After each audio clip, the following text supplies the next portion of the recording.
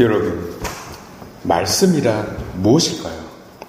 무엇이 말씀 로고스일까요? 한마디로 말씀은 힘을 가지고 있는 무엇입니다. 사람을 변화시킵니다. 이는 결국 세상까지도 바꿀 수 있는 힘이 됩니다. 꿈 같은 소리지만 사실이기도 합니다. 우리가 제대로 말씀을 접하기만 한다면 말입니다. 많은 이들, 우리 자신들에게 말씀은 어떻게 받아들여지고 있는지 한번 생각해보는 시간 가졌으면 좋겠습니다. 전례는 예레미야서를 시작 광고만 해놓고 데살로니카를 펼쳤습니다. 사도 바오로의 삶 또한 그에 못지 않았기 때문입니다.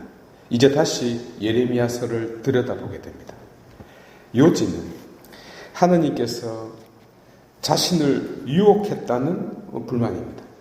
이 표현은 원론적으로는 틀렸는데 의미적으로는 맞는 말이기도 합니다. 왜냐하면 하느님은 악의 원인이 될 수 없기에 틀렸고 섭리하시는 분이시기에 곧 어떤 악의 상황으로 이끌고 가시기에 맞기도 합니다.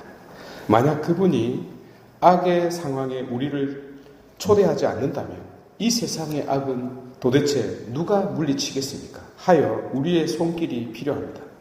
문제는 그것이 어떤 상황이냐는 것이죠. 때도 잘 만나야 합니다. 특히 전쟁이 일어났을 때 그 처참함은 이루 말할 수 없습니다. 이미 우크라이나 국민들과 러시아 군인들이 얼마나 많이 죽었습니까? 온 나라는 파괴되고 수많은 부상자들은 평생을 장애인으로 살아야 합니다. 많은 가정들은 파괴되었습니다. 이렇게 국가적 비극 속에 눈물의 예언자 예레미야는 하느님의 말씀을 전하는 사신이 되어야 했습니다. 너무 리얼하고 현실적이었을까요? 사람들은 그의 말을 듣지 않았고 듣고 싶어 하지도 않았습니다. 사람들은 이렇게 대답했죠. 그 입 다무시오. 그 입 다물라 했어. 이에 예레미야는 대답합니다. 낭자, 이 말은 내가 한 말이 아니요. 내 입을 통해서 나온 말일 뿐이요. 굳이 따지자면 이 말은 주님의 말씀이요. 라고 항변합니다. 그러니까 제3자가 들으면 연장 탓을 하면서 궁시렁거리는 어떤 신입사원의 불평처럼 들립니다. 사실 히브리 선조들은 하느님에게 온갖 불만과 불평을 쏟아냈고 그것도 어린아이처럼 징징거렸습니다. 그런데 그분은 이를 받아주죠.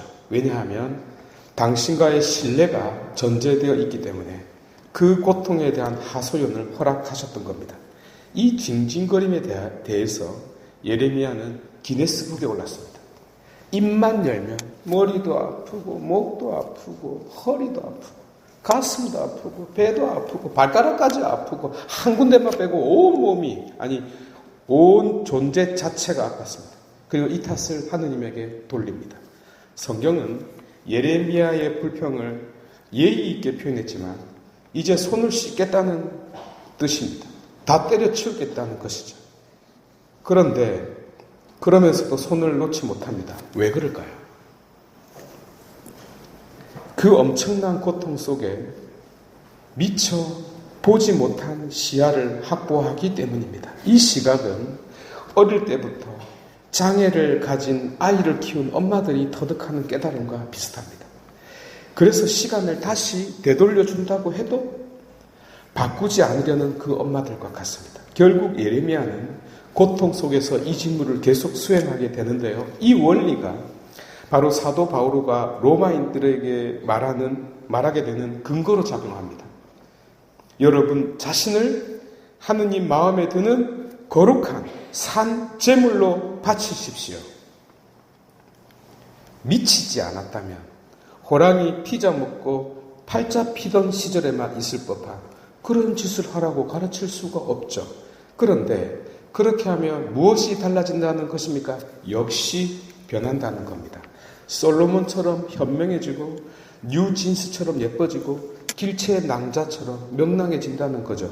이제 마지막으로 그리스도께서도 한 말씀 힘있게 전합니다. 누구든지 내 뒤를 따라오려면 금요일, 토요일 밤 9시 50분 MBC에서 연인을 보도록 하라고요.